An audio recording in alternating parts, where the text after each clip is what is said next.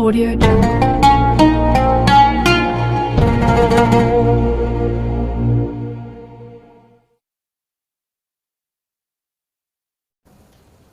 Assalamualaikum warahmatullahi wabarakatuh. Selamat pagi pemirsa semuanya. Semoga kita sama-sama diberi kesehatan oleh Tuhan Yang Maha Esa dan tidak lupa kekuatan untuk menjalani tahun 2023 ini dengan semangat baru dan resolusi yang lebih baik untuk kedepannya.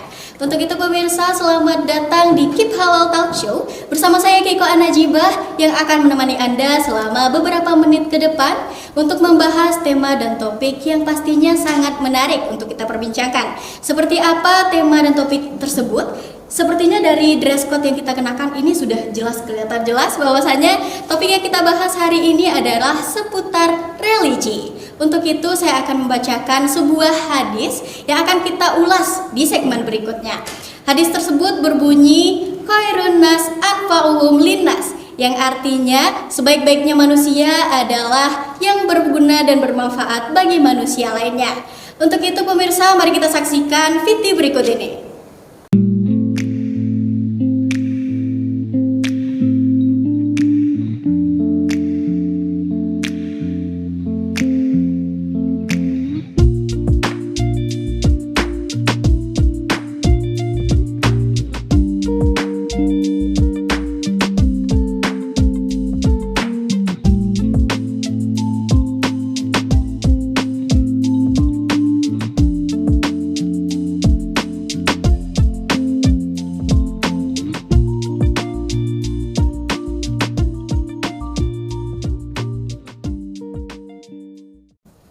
Nah pemirsa, berdasarkan VT yang telah kita tampilkan tadi, terlihat bahwasanya kehidupan remaja pada saat sekarang ini sudah banyak terpengaruh oleh yang namanya pengaruh globalisasi, teknologi, dan lain sebagainya. Oleh karena itu pergaulan remaja saat ini juga cenderung mengikuti arah-arah barat gitu ya pemirsa. Nah saat ini kebetulan kita sudah bersama narasumber kita hari ini, yaitu Mas Yogi. Beliau merupakan alumni dari Unisma yang dikatakan bahwasanya sebelumnya pernah menjadi pendakwah muda. Gimana? Sehat Mas Yogi? Alhamdulillah. Alhamdulillah sehat. Gimana? Katanya dulu pernah jadi pendakwah muda ya? Iya, sebelumnya saya memang bekerja di salah satu yayasan, yaitu Yayasan Badan Wakaf Al-Quran. Jadi alhamdulillah sembari berdakwah untuk menyebarkan nilai-nilai kebaikan itu. Wow gitu. Keren ya, luar biasa. Dengan usia yang terbilang masih muda, ia bisa menjadi teladan bagi teman-teman. Itu motivasinya gimana? Ya karena kita melihatkan sekarang lingkungan kita banyak sekali kekurangan generasi-generasi muda yang akan meneruskan perjuangan Islam pada saat ini kan gitu. Seperti kata Ustadz saya itu, jika anak-anak muda tidak mau muncul ke permukaan maka Islam itu akan tertimbun ke bawah. Maka dari itu seharusnya anak-anak muda sudah mengambil peran bagaimana untuk bangkitnya kejayaan Islam sebagaimana pada masa-masa Rasulullah. Oke gitu. Jadi kita harus sebagai generasi muda itu harus sadar dan memiliki motivasi untuk berkecimpung di keagamaan itu harus ada persenannya gak sih? Jadi dunia ini gak selamanya tentang harta doang, tentang apa doang, tapi juga kita harus mikirin tentang agama. Iya betul sekali. Karena kalau kita hanya melihat dari sisi agama, harta itu bisa saja dia tidak dibawa saat kita mati. Jabatan itu paling lama untuk saat sekarang ini kan anggap saja 2 periode. Kalau kita mau berpikir tentang jabatan, apalagi tentang harta, itu sama sekali tidak akan pernah kita bawa nanti saat kita meninggalkan dunia. Iya benar sekali. Kalau aku boleh tahu, kenapa ya? Kenapa milih menjadi pendakwah sementara kehidupan remaja sekarang itu dibilang enak buat foya-foya, buat mabuk-mabukan. Banyak anak-anak di luar sana itu mereka itu terpana dengan dunianya sendiri. Kenapa? Ya seperti yang saya katakan tadi, yaitu bentuk keresahan kita terhadap lingkungan sebenarnya. Bagaimana Islam saat ini benar-benar diasingkan daripada remaja. Istilahnya apa, remaja-remaja yang harusnya itu menjadi tombak utama dalam menegakkan kalimat la ilaha illallah Muhammad Rasulullah, itu sekarang benar-benar diasingkan daripada anak-anak muda. Maka dari itu kita perlu muncul ke permukaan untuk mengajak generasi-generasi muda lainnya untuk bagaimana cara memperjuangkan Islam tersebut. Subhanallah. Jadi kita di segmen 2 nanti akan membahas tentang katanya Masnya punya banyak pengalaman organisasi yang terkait agama itu. Oleh karena itu pemirsa jangan kemana-mana setelah jeda iklan berikut ini. Dek, beliin papa Dek. Cepetan. Oke Bu. A few moments later. Bu, ini popoknya.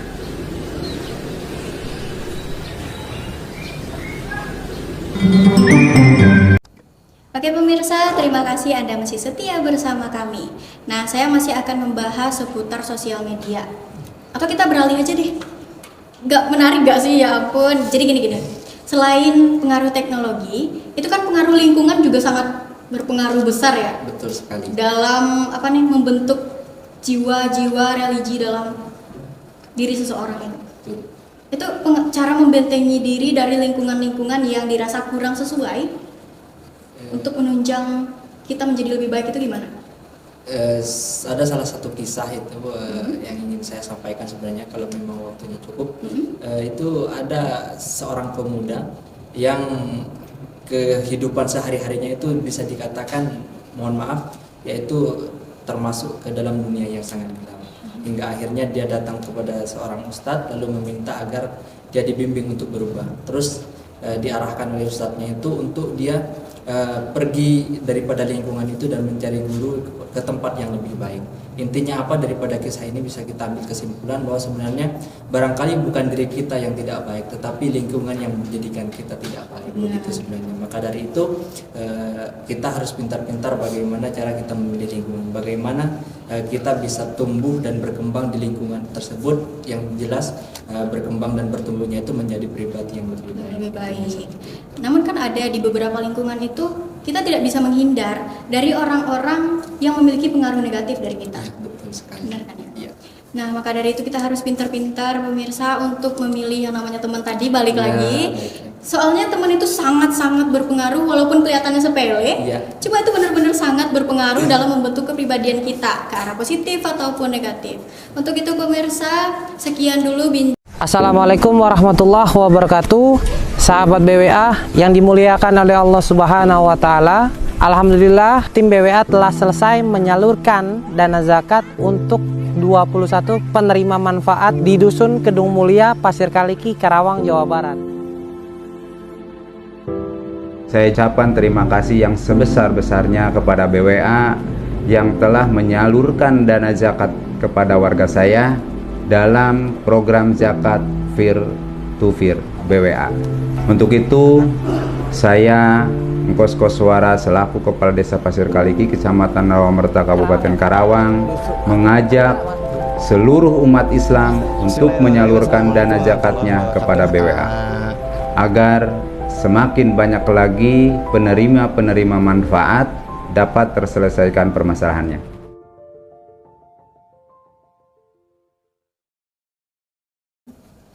Oke, video tersebut menjelaskan tentang profil organisasi Mas Yogi. Begitu banyak organisasi yang telah diikuti. Aku boleh tahu nggak program kerja unggulan dari salah satu organisasi yang kamu ikuti? Ya baik, untuk di penggiat literasi jalanan sendiri, jadi program kita itu datang ke sekolah-sekolah, ke pesantren-pesantren untuk mengajak santri atau murid-murid itu bagaimana cara mencintai Islam yang benar, seperti dengan cara mengajarkan buku, membimbing mereka belajar, seperti, dan juga mengadakan seminar-seminar di beberapa sekolah. Itu untuk kegiatan di penggiat literasi jalanan. Kalau untuk di salah satu yayasan yang saya ikuti itu, jadi program kita banyak kegiatan sosial yang juga itu dampak positifnya baik sekali bagi masyarakat. Salah satu contohnya yaitu dengan wakaf Al-Quran. Jadi kita menyediakan sarana terhadap orang-orang yang buta aksara terhadap Al-Quran. Itu juga merupakan bagian penting bagaimana kelangsungan agama Islam itu sendiri. Karena apa? Semua akar daripada Islam itu yaitu pada Al-Quran. Iya, benar sekali. Bagus ya. Jadi program kerjanya itu bukan cuma buat anak-anak yang utuh saja, mohon maaf, tapi untuk anak-anak yang berkebutuhan khusus juga difasilitasi gitu ya. Betul sekali.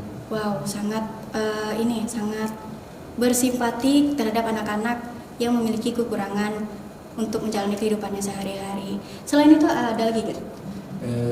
Selain itu kita juga ada program kebaikan, yaitu berbagi terhadap para lansia tunawisma, itu memberikan kebaikan-kebaikan kepada mereka sehingga mereka bisa terjamin kehidupan sosialnya.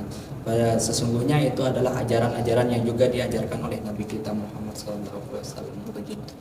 Itu organisasi literasi, pegiat literasi itu diikuti dari pesertanya, diambil dari mana?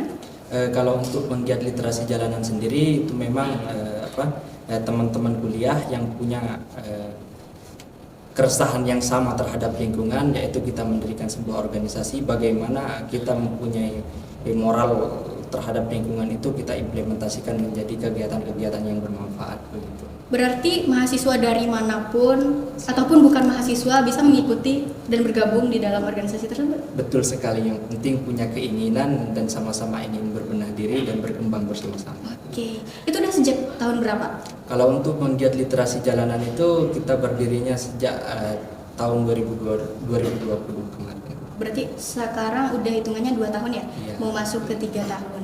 Itu tujuan awalnya itu kenapa kok bisa mendirikan organisasi tersebut?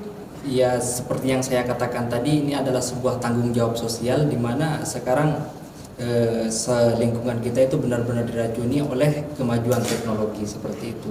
Bagaimana literasi itu menurun sekali gara-gara kemajuan teknologi. Maka dari itu kita punya inisiatif bersama teman-teman bagaimana sekiranya kita bisa menyelamatkan generasi-generasi muda selanjutnya. Seperti slogan kita di Penggiat Literasi Jalanan, bahwa menyelamatkan generasi itu sama halnya dengan menyelamatkan masa depan bangsa dan agama. Subhanallah, seperti itu pemirsa semuanya. Kalau aku boleh tahu, ada kendala nggak nih dalam menyebarkan nilai-nilai Islam dalam organisasi tersebut? Kalau kendala ya pasti ada di setiap organisasi, pasti ada kendala. Karena apa? Tidak semua orang dapat menerima apa yang ingin kita sampaikan kepada mereka. Jadi tetap saja kita berusaha kembali memperbaiki niat kita, sebagaimana yang dicontohkan Nabi ketika Nabi diusir dari Taif. Pada waktu itu Nabi dilempari dengan batu, dilempari dengan kotoran, tetapi perjuangan beliau untuk tegaknya kalimat la ilaha illallah Muhammad Rasulullah itu tetap beliau lanjutkan, tetap beliau laksanakan seperti itu. Oke, begitu pemirsa. Jadi di tengah digitalisasi dan globalisasi saat ini benar-benar diperlukan kesadaran ya. Cara menumbuhkan kesadaran untuk terlibat dalam organisasi-organisasi seperti itu gimana sih? Kita sebenarnya harus pintar-pintar memilih dan memilah teman saja sebenarnya. Seperti kata pepatah itu bahwa teman itu adalah tangga. Dia bisa saja membawa kamu naik, dia juga bisa membawa kamu turun. Maka dari itu kita harus pandai-pandai memilih teman. Ketika kata Nabi itu juga bahwa ketakwaan seseorang itu dilihat daripada siapa sahabat mereka. Nah, jadi kita harus pandai-pandai memilih teman. Kalau kita berteman dengan orang baik, yang jelas kita juga akan mampu menyalurkan nilai-nilai keislaman tersebut. Ya benar. Tapi bertemanlah dengan siapa saja gitu ya. Iya. Tapi jangan mengikuti pergaulan mereka. Benar. Kita harus punya pendirian gak sih? Iya. Oke. Jadi kita next akan membahas tentang pengaruh teknologi di organisasi-organisasi yang tengah Mas Yogi ikuti. Oke pemirsa, terima kasih Anda masih setia bersama kami. Kita lanjutkan obrolan tadi, Mas. Sekarang ini kan yang namanya gadget itu udah bener-bener gak asing lagi ya. Bahkan anak-anak kecil sekarang itu udah kerjaannya main gadget aja. Nah, kadang di sebuah keluarga itu edukasi tentang religi itu memang kurang dari keluarganya. Itu gimana? Apakah dari organisasi Masnya tersebut memiliki inovasi tersendiri untuk menangani kasus tersebut? Ya, betul sekali. Kemajuan teknologi itu tidak bisa kita pungkiri. Seperti yang sering saya katakan bahwa kemajuan teknologi itu ibaratnya dua mata pisau seperti itu. Jadi dia bisa saja melukai diri kita sendiri, di sisi lain dia bisa menjadi senjata yang akan membunuh musuh-musuhmu seperti itu. Jadi sebenarnya untuk menjadi peran pentingnya media itu bisa saja menjadi senjata untuk kita menyebarkan nilai-nilai Islam. Seperti contohnya kita bisa meng-up lewat Insta Story, yaitu video-video dakwah. Juga bisa kita post di media-media sosial yang lainnya untuk menyebarkan nilai-nilai Islam itu melalui media sosial seperti itu. Oke, begitu. Ternyata sosial media itu bisa berpengaruh positif dan negatif. Betul sekali. Lebih lanjut tentang pengaruh positif dan negatif dari sosial media dalam ruang lingkup religi, berikut kami tampilkan Viti. Nama saya, Assalamualaikum warahmatullahi wabarakatuh. Saya kemarin ketemu Alay. Dia pesan makanan. Bang, pesan apa? Ayam. Oh yeah. Oke pemirsa, setelah melihat Viti tadi, kita sadar bahwasannya pengaruh yang namanya perkembangan teknologi itu benar-benar tidak bisa dipisahkan dari kehidupan kita sehari-hari. Bahkan tidak menutup kemungkinan bahwasanya teknologi lah yang menguasai kehidupan kita sehari-hari. Berbincang tentang teknologi, khususnya tentang sosial media nih. Dalam organisasi yang Mas ikuti itu, menyebarkan agama itu atau nilai-nilai keagamaan itu apakah melalui Instagram doang, YouTube doang, atau gimana itu? Ya, jadi kita penyebarannya itu dari berbagai media, yaitu bisa lewat Instagram, bisa lewat Facebook, juga bisa lewat Insta Story WA. Mungkin untuk nextnya kita juga akan berbenah bagaimana kita bisa menyebar nilai-nilai keislaman melalui organisasi kita itu dengan media YouTube seperti itu. Oke. Tapi udah nyoba belum? Belum, tapi insya Allah ke depan sedang kita usahakan untuk mencoba melalui YouTube. Oke, baru udah ada planning tapi ya? Iya, sudah. Kalau melalui sosial media TikTok gimana tuh? Untuk saat ini kita belum menggunakan TikTok karena memang kita SDM-nya masih kurang. Terlebih lagi teman-teman itu dari mahasiswa yang dari kampus yang berbeda-beda. Jadi kita tidak ngumpul itu paling di momen-momen tertentu saja. Tapi ada rencana gak sih? Kan tidak bisa kita pungkiri bahwasanya sekarang sosial media TikTok itu lagi naik-naiknya gitu. Ya. Dan penyebaran agama jika dimasukkan ke aplikasi tersebut bisa jadi aja kan yang namanya yang FYP.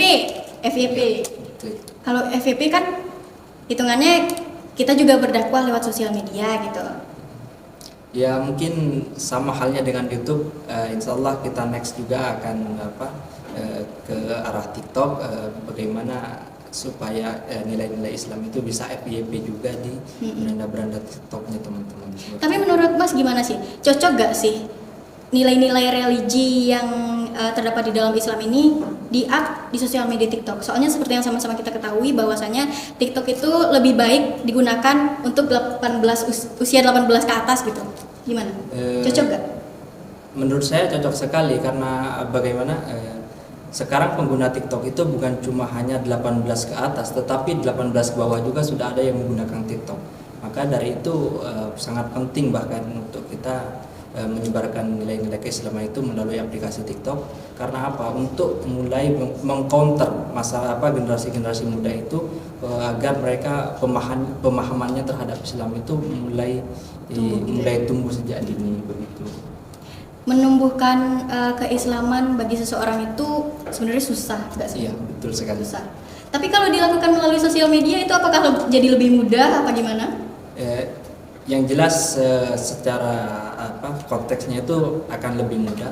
Tetapi yang lebih terpenting lagi sebenarnya ada peran-peran tertentu yang akan mendukung itu semua. Yaitu salah satu contohnya yaitu dengan lingkungan keluarganya maupun lingkungan sekolahnya itu turut berperan penting dalam menumbuhkan nilai-nilai keislaman daripada sebuah generasi seperti itu. Oke, di dalam divisi organisasi pegiat literasi itu, apakah ada divisi khusus untuk memantau sosial media gitu? Perkembangan sosial media. Iya, ada bagian sosial medianya, ada bagian dakwahnya, ada bagian literasinya begitu. Ada bagian-bagian tertentu yang memang kita sudah titipkan pada pos-pos yang dimana bertugas dengan tugas dan fungsinya masing-masing. Oke. Tapi sejauh ini nih, efektif mana sih penyebaran Islam secara langsung mendatangi kayak program kerja ke sekolah-sekolah, tunawisma gitu, apa melalui sosial media doang? itu sering berjalan waktu ini sama-sama kita lakukan, baik datang secara langsung ke lokasi maupun lewat sosial media itu sudah sama-sama kita lakukan, dan itu alhamdulillah sama-sama efektif. Ketika kita datang ke pesantren, ke sekolah, itu diterima dengan baik alhamdulillah, dan dari sosial media juga saya rasa dampaknya itu baik sekali bagi kelangsungan organisasi ini. Insyaallah dapat dukungan dari masyarakat seperti itu. Gitu. Jadi sosial media ini sebenarnya tuh kalau dibilang sangat menguntungkan ya juga enggak, dibilang sangat merugikan juga enggak. Kalau ini pernah nggak ada sesuatu yang dirasa oh ya udahlah, aku nggak bakal nge-up nilai-nilai Islam lagi di sosial media, yang bikin patah semangat gitu? Ya terkadang namanya manusia ya, ada naik turunnya keimanan seseorang, itu yang jelas ada. Apalagi saat kita diberikan komentar-komentar yang itu lumayan cukup mengganggu sebenarnya. Ketika kita berdakwah melalui media sosial, kita itu dianggap sebagai pencitraan, ria atau lain sebagainya. Tetapi kan kembali lagi, ini bukan cuma tentang sosial kita, tetapi tentang kebangkitan nilai-nilai Islam itu sendiri, seperti itu. Oke pemirsa, yang perlu sama-sama kita ingat bahwasannya manusia yang baik itu adalah manusia yang bermanfaat bagi manusia lainnya. Oleh karena itu mari sama-sama kita sebarkan kebaikan melalui baik itu mau sosial media, mau di kehidupan nyata atau yang lain sebagainya. Oke pemirsa, jangan kemana-mana, kami akan menampilkan informasi menarik lainnya setelah jeda iklan berikut ini. Langit, bisakah kau singkirkan kemoceng ini? Aku kangen pergi meeting cantik, bukan dengar tetangga motong keramik. Udah lama nggak ngantor, udah saatnya diantar go-ride. Oke pemirsa, terima kasih Anda masih setia bersama kami. Nah, saya masih akan membahas seputar sosial media. Atau kita beralih aja deh. Gak menarik gak sih? Ya ampun. Jadi gini. Selain pengaruh teknologi, itu kan pengaruh lingkungan juga sangat berpengaruh besar ya. Betul sekali. Dalam membentuk jiwa-jiwa religi dalam diri seseorang itu. Betul.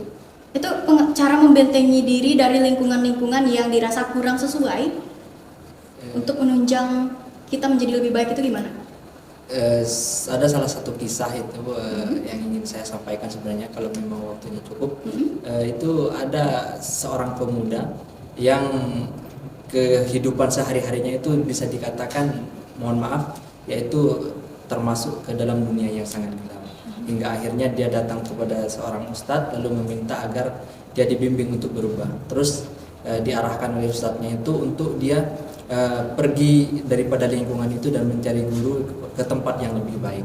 Intinya apa daripada kisah ini bisa kita ambil kesimpulan bahwa sebenarnya barangkali bukan diri kita yang tidak baik, tetapi lingkungan yang menjadikan kita tidak baik. Begitu sebenarnya. Maka dari itu kita harus pintar-pintar bagaimana cara kita memilih lingkungan, bagaimana kita bisa tumbuh dan berkembang di lingkungan tersebut, yang jelas berkembang dan bertumbuhnya itu menjadi pribadi yang lebih baik. Lebih baik. Namun kan ada di beberapa lingkungan itu kita tidak bisa menghindar dari orang-orang yang memiliki pengaruh negatif dari kita. Betul sekali. Benar kan ya? Iya. Nah, maka dari itu kita harus pintar-pintar pemirsa untuk memilih yang namanya teman tadi, balik lagi. Soalnya teman itu sangat-sangat berpengaruh walaupun kelihatannya sepele. Cuma itu benar-benar sangat berpengaruh dalam membentuk kepribadian kita ke arah positif ataupun negatif. Untuk itu pemirsa, sekian dulu bincang santai kita pada pagi hari ini. Terima kasih Mas Yogi. Sama-sama. Oke, sangat menginspirasi. Ini beneran berkaitan banget ya sama hadisnya yang tadi. Oke, terima kasih atas kebersamaan Anda dan sampai jumpa. Assalamualaikum warahmatullahi wabarakatuh. Audio Jungle.